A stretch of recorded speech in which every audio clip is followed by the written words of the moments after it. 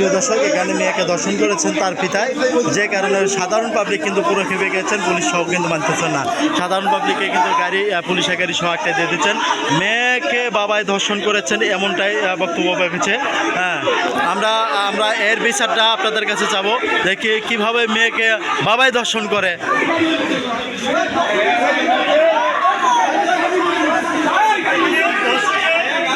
কি হয়েছে ভাই, কি হয়েছে? বলেন না, কি হয়েছে? ফাঁসি হওয়া উচিত জনসম্মুখে। আপনাদের কি বিচারে? জনসম্মুখে ফাঁসি চাই, একটাই বিচার।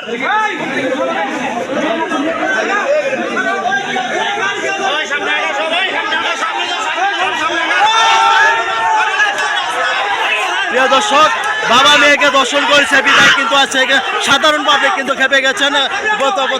এই ধর্ষকের প্রতি ধর্ষকের বিচার কিন্তু সাধারণ পাবলিকের মাঝে করতে চাইতেছেন।